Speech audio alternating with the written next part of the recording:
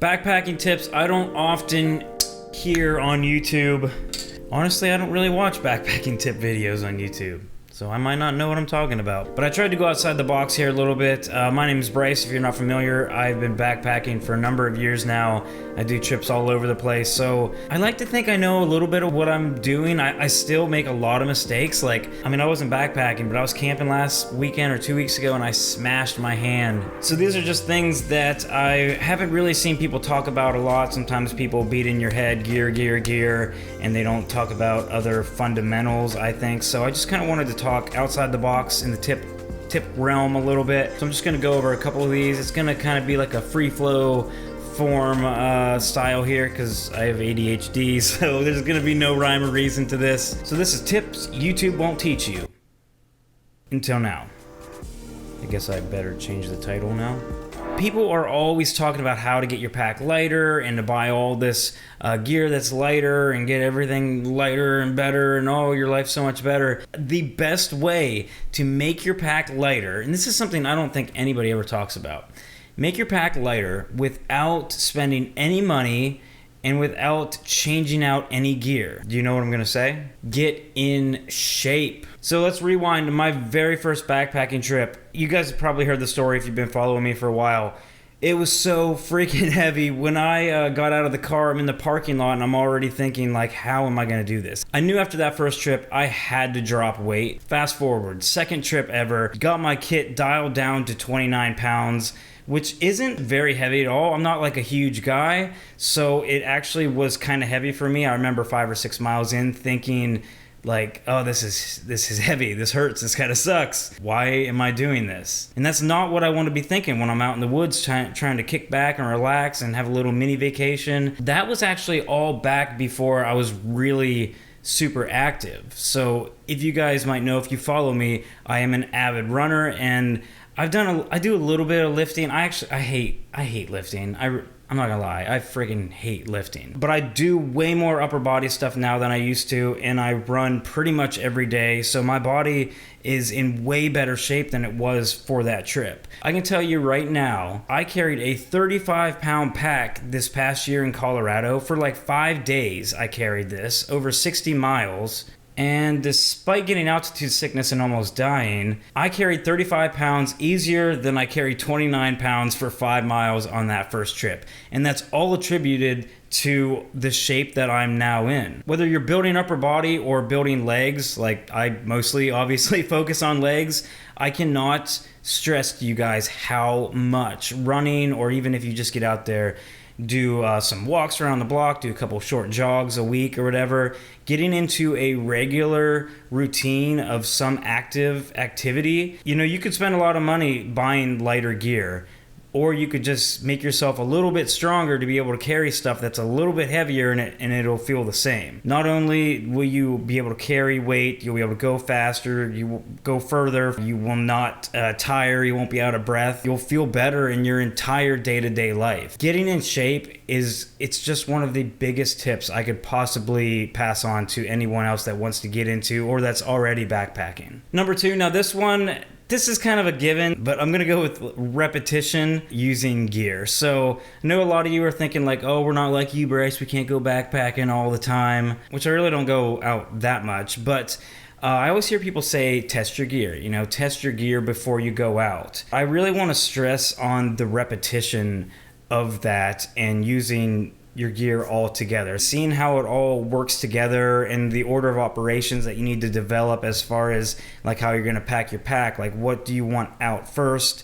I think it really helps to set yourself up on multiple either small day hikes, easy little one-nighters, even if you get off work late. If you have a local trail you can go backpack on, hike in a mile, set up your gear, sleep, go back in the morning, just to kind of get the rhythm of how you're going to do things and to get used to inclement weather. The weather is really going to dictate how you're doing a lot of things. You'll realize certain pieces of gear that you need that you don't have. You'll realize pieces of gear that you have that you carry all the time that you never use. So basically just use your gear over and over again, as much as you can, especially if you're actually planning on, or you have a big trip planned, something you really want to prepare for, get out as much as you can before that. I also get a lot of comments in the comments section about people saying that they're acquiring all their gear for their first trip. Really, you just want to use what you have and then slowly trade out pieces. That's going to bring me to my number 3, which is don't go out and buy all the gear that all these YouTubers are telling you to buy. Not every hiker and backpacker is going to be the same type of hiker. So a lot of what you see in the YouTube realm are the ultralight backpackers, more towards like a thru hiker, which is like super efficient, super lightweight, but it really depends what you're trying to get out of backpacking. And you'll see sometimes they're spending $600 on a tent, $400 on a sleeping bag, $300 on a down jacket. Like, these are all great backpacking items that could possibly work great for every one of you. The problem with that is not everybody can justify spending $600 on a tent if you're only going to go backpacking twice a year. Although it might be the best tent for thru hiking, it might not be the best tent for backpacking. It might not have some of the luxuries. It might not be as easy to set up as some of the cheaper tents. And even though you're carrying a little bit more weight, you might not be carrying that weight for 2,000 miles like these thru hikers. So going out and buying everything that's recommended on YouTube videos, it's really a bad idea. And like I said before, I get the comment that I'm acquiring all the gear to go on my first trip. My first trip, I had nothing. I mean, I had a 8-pound tent, pretty much like a little day pack that I just had packed full, stuff hanging all over it, and I made it work. And then what I did whenever I really started getting into backpacking after that, I started replacing one piece of gear at a time. The thing you don't want to do is watch videos and order everything that everybody tells you to. I think mostly everybody that's going to go backpacking has a little bit of camping gear, I feel. So whatever you have that you really want to, how do I frame this? All your gear is going to suck on your first trip if you don't go buy all this stuff. But evaluate what sucked the most and then replace that first. And especially if it's the heaviest. So my first trip, like I said, I didn't have much. And that 8-pound tent was the very, very first thing to go. I upgraded for $100. I got a North Face tent that I still have to this day. A little 2-person, weighs 4 pounds. I dropped 4 pounds off of my pack weight with the first piece of gear that I bought. Depending how much you're going to be using this gear, you really have to evaluate if what you're spending is going to be worth that.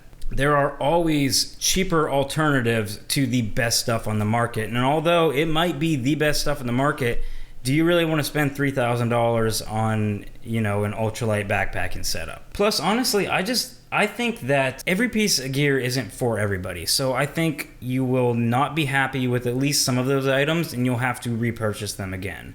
So that's always stressful. So you definitely want to do your research, but don't take everything that you hear on YouTube like verbatim. You want to take everything with a grain of salt. So let's take a minute and talk to you about the sponsor for today's video, Mango Chunks. Because mangoes is good. Here's a little quick tip, I guess. Waterproof gloves. I have literally bought waterproof gloves before that just were not waterproof. And even if they are for a little bit, they wet out pretty quick, and then they're pretty much useless. And these are a dual layer nitrile glove. The brand is actually Venom. I think it's steel nitrile. I take just a small glove like this, and then I throw the waterproof glove over top of it, and then bam, waterproof glove. Now, I did this on a trip last year, and it was pretty wet, and it worked great. And then I went outside of my tent for like 5 minutes without the rubber on. Oh, Bryce. And I got these ones completely soaked, and they did not dry out overnight, and into the next day they were completely wet. So what did I do then? If they were waterproof gloves that wetted out, I would have not had warm gloves. So then what I did, these ones dry out pretty quick. So I threw these ones on first, threw the wet cloth gloves over top, which I can't do it right now because my pinky is still so jacked from smashing it with that axe. Even though those outer gloves were wet, they still were retaining heat. They were still retaining warmth, and the heat from my hands did eventually dry out those gloves. That's just one of those things, like, you don't need super expensive gear all the time. A lot of these gear channels on YouTube, and I'm not hating on any of them, like, they're all great options, and most of them, like, I agree with them. They are the best options. I'm just saying that it's not, you don't really have to go with that best option for everybody. And I mean, I get comments that people are intimidated by all this gear and they think you have to have all this stuff to go, and it's absolutely not true. I mean, I took a 4 or 5 pound sleeping bag, which I thought was light at the time on my first trip, 8 pound tent. I brought a pair of jeans, an extra pair of blue jeans. And if you're getting any kind of value out of this video, make sure you guys subscribe down below. Hit that little bell. Smash that bell button beside it too. That way YouTube will let you know when I upload new videos. That way I can teach you all my learned knowledge. Hit that like button. Leave a comment below with any like backpacking hacks and stuff. I'm going to do another hack video. Those always go over well. I had a couple that I wanted to throw in this, but I'm saving them till I have a full video. This video, honestly, I just kind of threw together. Just a couple points. Just kind of a rant I wanted to go on. Just kind of talking about how you don't need to listen to everybody. Basically, just find a good YouTuber, you know, a man you can trust. And don't buy everything they tell you to. Or you can, if you want, using the affiliate links down below. Thank you guys so much for watching. Go watch all my videos now and believe everything I say. Buy all the gear that I tell you and don't buy anything that I hate. Once again, thank you guys. I'll see you in the next one.